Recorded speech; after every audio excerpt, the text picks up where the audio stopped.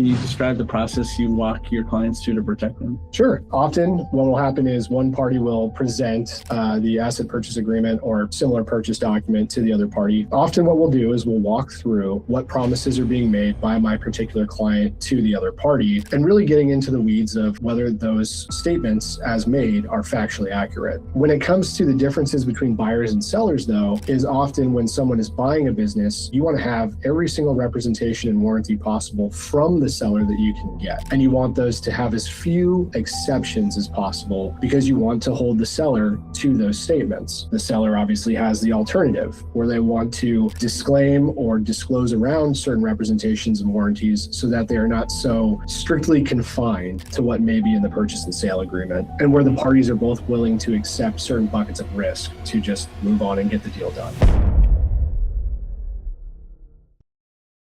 Building a legacy starts with the bold decision to take a leap of faith. Behind every empire lies a foundation of grit, willpower, and the courage to take big risks. Welcome to Entrepreneurship Unlocked, where world shakers in the business world gather to share their stories. We're diving deep into the mindset of the modern entrepreneur to show you exactly what it takes to become truly unlocked. Join us in the pursuit of excellence with your host, Seth Rudin. This is Entrepreneurship Unlocked. Hey there, this is Seth Rudin. Welcome back to another podcast. As you know, I love to have podcasts with great trade partners, attorneys, CPAs, business owners. And today I'm joined here by Chris Farrell. He's an attorney. He's going to introduce himself. Hi, everyone. My name is Chris Farrell. I am a member at Dickinson Wright in Seattle, Washington. I'm a corporate M&A and securities attorney, and I've been doing this for about 11 or 12 years now, and looking forward to chatting with everyone. Chris and I have done several deals together, from an engineering firm to a manufacturer of pet food to a grower of flowers that get sold across a variety of Costco stores and Home Depots. Begonias. That's right. And many others, in both real estate involved as well as the business transactions. Obviously, all these sales and transactions, whether it's a stock sale or an asset sale or real estate, there's one thing in common. They have reps, warranties, and indemnifications. Absolutely. Very sexy topic. I know everybody's just ready to hear about it, but we're going to walk you through the important things to know about reps, indemnifications, and warranties. Absolutely. Excellent. So let's dive into this. I know we're both Seahawk fans and Mariner fans. Absolutely. We are. And Seattle Storm. Can't forget the Storm. So, a little bit about reps and warranties, if we're going to just dive into the topic, because it's not dry at all. Yes. So representations and warranties get conflated together a lot in terms of asset purchase sales, real estate purchase and sales, things like that. Often you'll see the language in your agreement that says, the buyer and or seller represents and warrants as follows, right? But the representation and warranty are kind of two distinct legal terms of art. Okay. So when you're saying someone represents to something, you're making a promise about something that you know to be true and complete. Taking for example, I represent that my name is Chris Farrell, right? I'm telling you that, I'm representing to you that's true. And to the extent that that's false, then now you have a claim for misrepresentation. And you filed and paid all your federal taxes. Well, we won't talk about that on this podcast, extensions being what they are. But in terms of what warranties are, often people will see those related to sales of goods. Think about your automobile warranty, right? 50,000 miles, 5 years, that kind of thing. Where the warranty itself, what you're warranting is that you're going to cover something that may fail over time or replace it. In the purchase and sale context, those two get kind of joined together, right? Where you just want to have that magic language no matter what. And so over time, I think the two have become part and parcel with your asset purchase agreement, where you're going to have your buyer or seller or representative party represent and warrant. And frankly, I just say to most clients, promise that these certain things are true and that you're holding yourself out to this standard, right? So often we'll see that happening. And then in terms of indemnification, that's more just the critical juncture of what comes into play if those representations and warranties prove false or inaccurate. Right. So I bet these keep all the attorneys on their toes and keep you very busy, is my guess. Absolutely. Absolutely. I would say that when you're negotiating an asset purchase and sale or any type of purchase and sale agreement, the negotiations around representations, warranties, and indemnification, among other things, probably takes an inordinate amount of time. As a percentage of the total dealings, right? Like you got the contract, is this 60, 70% or 30%? I would say 60 to 70. Absolutely. Yeah. The remainder of it, if you obviously have a good business broker or someone helping the sellers along like you do, and others who are, competent in the industry, like accountants or CFAs that can help on the business side, for the most part, on the legal side, you're trying to protect your client, right? You're trying to protect them from certain risks or help them with risk shifting so that the parties have a proper allocation of risk. That always comes down to, or most parts comes down to, reps, warranties, indemnification. Got it. And I know I represent sellers. IBA is a sell side firm, but you represent either the buyer or the seller in the transaction. So you're going to sort of give the spin of both the seller and the buyer as we're talking. Absolutely. Absolutely. It's great. So let's get into a little bit more into the representations and warranties. Can you describe the process you walk your clients to protect them? Sure. Often what will happen is one party will present the asset purchase agreement or similar purchase document to the other party. Most of the time it would be the seller party presenting their documents or their draft documents first, unless the parties have some other understanding there. But often what we'll do is we'll walk through, whether it's a seller or a buyer, what promises are being made by my particular client to the other party, and really getting into the weeds of whether those statements as made are factually accurate. That's where we spend a lot of our time with the first rounds of the purchase agreement to determine whether certain exclusions need to be made or disclosures need to be made to the other party. We often call that something like a disclosure statement or a disclosure schedule, where, except for those items that are exceptions to that rep or that promise, the rep is true. For example, we can talk about automobiles again, right? Except for my left tire, which is slightly deflated, my car is in good working condition, right? That exception would be something you would disclose to your proposed automobile buyer so that they understand that you're making truthful representations to them about your particular item. When it comes to the differences between buyers and sellers, though, is often when someone is buying a business, you want to have every single representation and warranty possible from the seller that you can get, right? And you want those to have as few exceptions as possible because you want to hold the seller to those statements. The seller obviously has the alternative where they want to disclaim or disclose around certain representations and warranties so that they are not so strictly confined to what may be in the purchase and sale agreement. So as most parties see, there's a give and take on how much you're able to disclose, how much the buyer says, no, we want the seller to come out and tell us all of the issues, and where the parties are both willing to accept certain buckets of risk to just move on and get the deal done. And I think there's, a deeper test, you're asking each other, what's the risk to me? How probable will it happen? Those types of things are being discussed internally to assess which path you're going to go and how wide you're going to allow it to be. Absolutely. It's always a matter of the cost benefit analysis to the client, to whomever you might be representing, and ultimately what they feel is a good risk allocation for themselves. You might have a client who's totally risk averse, who says, I want as little risk as possible, regardless of whether I'm a buyer or seller. Help me find that solution. Or you might have people that say, I'm not worried about doing 6 months of due diligence. I would rather just get this deal done. So we're going to accept it as is, right? We're going to accept what the unknowns are and hope for the best given what we've all prepared and negotiated. Hopefully it's not 6 months of due diligence. Hopefully not. I have not seen it. Hopefully not. Yes, that's true. What representation warranties are commonly found on a PSA and a stock purchase agreement? Absolutely. So in terms of whether it's an asset purchase agreement, stock purchase agreement, real estate purchase and sale agreement, the main reps you're going to see are that you own the item you're actually selling, right? Is it going to be the equity you're selling in a business? Is it going to be the particular assets of a business you're selling, or actually transferring title to the real property that you say you have title to?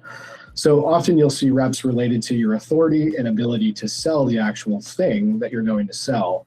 From there, what you'll often see, whether it's a stock purchase agreement, asset purchase agreement, or any other variation, are reps around what we call no conflicts, such that you doing the particular transaction you're thinking about will not conflict with governing law or your own governing documents, or most of the time third-party consent issues.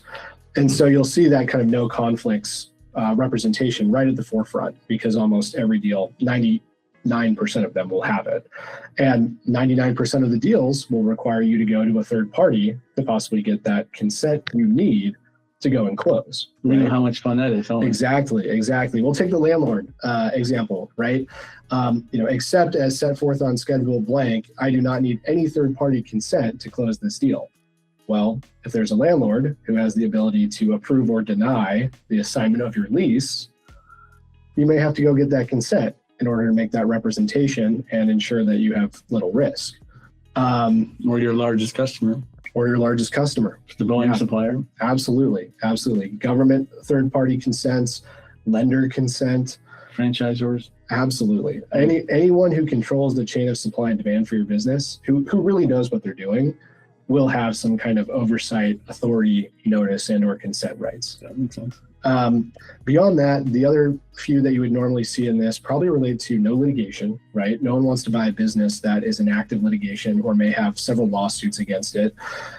So that's one that's primary. Another would be very important, which would, depending on the industry, would be intellectual property representations and warranties. You obviously want to represent and warrant, if you're a seller, that you have certain trademarks, copyrights, intellectual property related items, and that you've done what you need to kind of marshal those assets and protect them. A lot of small businesses don't spend the time or enough time protecting that kind of intellectual property asset right that we think of. And especially if they write software. And they hired a contractor programmer to do it. Did they get them to sign off on it? Absolutely. So in terms of that angle, it's a very important rep to have in an asset purchase agreement, absolutely, because what are you buying? And if it's a company that's heavy into the intellectual property space, you want to make sure that the person selling that asset to you, those intellectual property assets, has done what they need to protect those assets, so that you, after the fact, don't need to go spend 6 months or a year tracking down federal registrations or dealing with third parties who may have superior rights to things that you thought you were buying. Obviously, in the stock purchase world, depending on the structure of the business, those reps may not come into play as heavily, but those are the primary ones. Employment is also critical too, right? If you have a good group of employees, or you're hoping to buy a business with a lot of great employees, let's talk about construction, right? Lots of field workers, lots of interesting nuances there, and how many people are in seasonally, maybe out, doing different types of work. Are they union covered? Are they not? You want to have competent reps, from a seller to a buyer, that talk about and disclose that your employment relationships are sound. And if they aren't sound, where those cracks are. Right. So they got a clean L&I. Yeah. Labor industries where complaints are filed. Absolutely. Clean bill of health with all things employment related, preferably. I know you've been doing this a long time, Chris. So as your firm, what is the most unique representation or warranty you've seen given by? Most unique would have to be something related to an underwater vessel. Okay. Without getting into too many specifics, business I was representing, the actual buyer in this instance, located on a coastline. And in connection with the deal was the purchase of certain real property. Little did we know that the Coast Guard had actually issued a tag for a submerged vessel, submerged ship, within the confines of what my client was hoping to purchase. And that was a very interesting rep and warranty process. Did you get to see the ship? No, well, only the submerged photos, right? I don't have my PADI certification. So how deep was this ship? Not too deep, actually, without giving away too much, but it was interesting, to say the least. I think if there had been a very strong storm, like you've seen in the Midwest lately, you could probably see the ship as the water levels went down. So cool. Sounds interesting. Yeah. Now let's talk about indemnifications. Can you introduce the topic a little deeper? Sure. So indemnification as itself is another legal term of art where you'll see it in any properly drafted purchase and sale agreement for any type of thing you're buying or selling. And really, indemnification helps the parties contractually shift risk between the two parties as it relates to certain claims that may arise out of breaches of the agreement, the reps and warranties therein, and things related to that. Often the key critical language you'll see in most agreements is, a party indemnifies and agrees to defend and hold harmless another party from insert laundry list of claims, items, and issues, right? You can see these go on for 2 or 3 pages if they're that robust. Hopefully they can be more concise than that, but that's what you normally see in one of these types of agreements. If there's anything to leave from the podcast today that's very important from the legal side, it's that the words indemnification, defend, and hold harmless are 3 distinct legal concepts. And so if you remove one of those from your phrasing within your agreement, you could be without significant protection, right? Indemnity itself means I will cover you for a loss you've incurred in connection with insert laundry list of things that happen, right? Mm-hmm. Some litigation, some breach of representations, whatever it might be, you kind of hold them to that with the indemnity piece, right?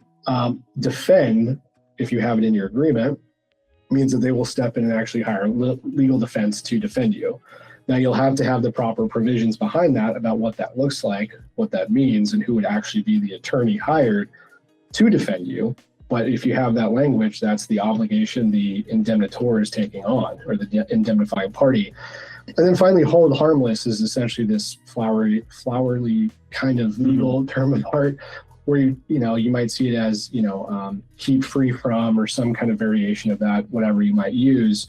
That basically means I, as the one indemnifying you, will hold you harmless, right? I am not going to assert fault to you, the one I'm indemnifying, because I've told you that's my obligation. That's what I'm telling you I'm going to do. So there's 3 legal distinctions, and I would say that those are very important and critical to any buyer or seller, right? Don't leave home without them is essentially what I would say, unless there's a nuanced structure that you've negotiated with the other party. Is there an indemnification that arises more often than others? In most cases, you'll see a top 3, which is number 1, tying it back to breaches of representations and warranties. I'll use the seller context. A seller will indemnify, defend, and hold a buyer harmless from a breach of the representations they make in the agreement, right? They've made these promises somewhere in the document, probably before the indemnity provisions. And with that, they're agreeing to cover the buying party in the event that there's some kind of breach of that rep. Obviously, we'll get into caps, baskets, kind of risk shifting in that sense, but that's a key one. Another one that would be really important is obviously breaches arising from any other transaction documents you might prepare. So if you're looking at non-competes, transition assistance agreements, possible leases, things like that are all associated with the deal that you're a part of, really important, especially in the seller-buyer context of getting indemnification for any possible breach of those other contracts, and what that means. Now, in a general sense with a deal, what we're talking about when you're talking about indemnification is indemnification from third-party claims against the particular party who's supposed to be indemnified. So if we're talking a seller making an indemnification, having an obligation to indemnify a buyer, that would mean that some third party is coming to sue the buyer for some issue, right? For example, if we're talking back to third-party consents, let's say the parties close a deal and no one talked to the landlord about getting their consent. And, the seller asserted that no consent was necessary. 6 months later, the landlord's coming looking for rent and realizes they have a new tenant. They might end up suing that new tenant and saying, you have no legal right to be here and you're trespassing. In which case that tenant, AKA the buyer, would turn around to the seller and say, hey, you breached your rep to me that no consent was needed. And now I'm out of pocket, insert number of loss here, right? So a little bit of an interesting nuance. What is the hardest one that you've seen to indemnify in your time? Really difficult to indemnify around past actions from a party. right? Or future liability from a party. So if you're a seller, you might try to limit your indemnification obligations for things that you did while you were on the watch of the business, right? A buyer may call that out and say, not so fast. There's no way that I'm not going to get protection from you for things you've covered in the past. If you're representing a seller party, you may be interested to try to work around that by saying you've done your due diligence, buyer, you've acknowledged the risk, you've kicked all the tires, right? So really, if things arise here, I should not have to indemnify you for things that you may already know about, right? Or things that you've learned about. So if you have an issue with those, let's address them now or let them be, right? Or hold your peace. Exactly. And if you're a buyer, the opposite is true. The buyer would say, hey, if you're the one who was running the business up until a particular closing date, you're going to be the one associated with all that risk, right? Regardless of what I knew about it, because there may be nuances to that. So that's definitely the hardest one to kind of push and pull on, is the ones that affect timing and when and who was in control of the business. Got it. Makes sense. We talked about a little bit, caps and baskets. Can you shed some more light and detail on that? Absolutely. So in connection with negotiating any type of indemnity provisions in any purchase and sale agreement, you might be looking at caps and baskets. So caps are essentially caps on liability that a seller would generally request. A buyer may never want to see them in an agreement because they generally apply to a seller's obligation to indemnify for certain breaches of representations and warranties. You rarely see caps that apply to all breaches of and types of claims in a purchase and sale agreement.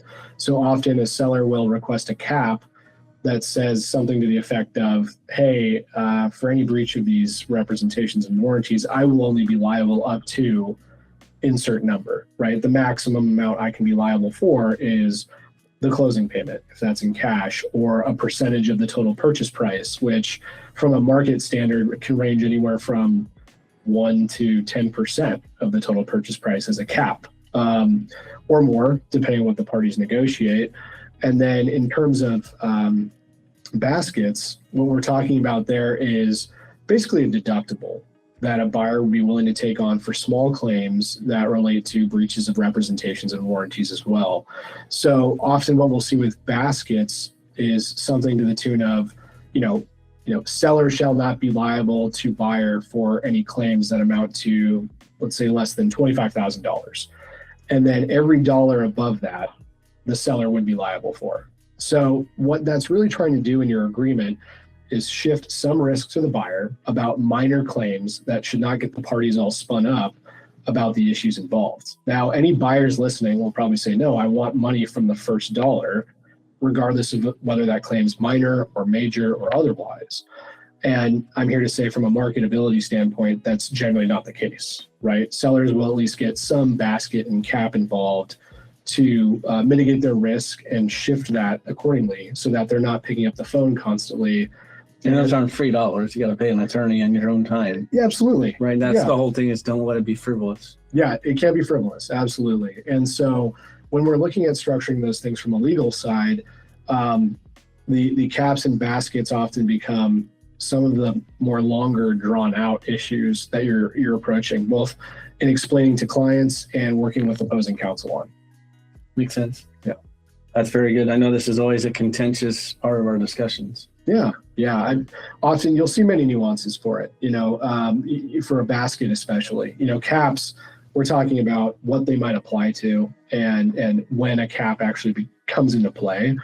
With baskets, you can see all variations of it, right? You can see a tipping basket, which is, hey, once we get above that threshold we've all defined, you're liable from the first dollar, right? The basket tips, and now you're liable to me from the very bottom.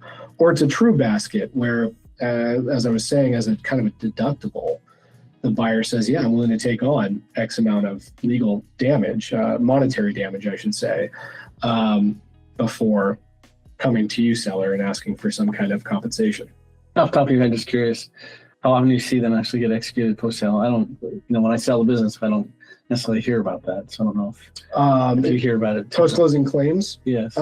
It's rare. If you have a good buyer and seller who do proper due diligence and have, competent counsel involved and people that are helping them through, like yourself and others who help these buyers and sellers, often you won't hear much, right? There may be minor claims here or there that rise up, but the parties are, if they're both good, reasonable business people, they're willing to address them outside of the terms of the contract. It's only when things become very contentious or there's enough money involved where it becomes a real issue. Over a decade, I've probably seen that happen 4 or 5 times total, where parties have formally sent notices of seeking indemnification and or exercising their basket and cap rights. It's good to hear. Yeah. Thousands of transactions. So 4 is a great percentages. Absolutely. Very good, Chris. Great having you on the show. Hopefully this was educational for everybody in the audience. Chris is a wonderful attorney with Dickinson Wright. His contact information will be on the screen coming forward.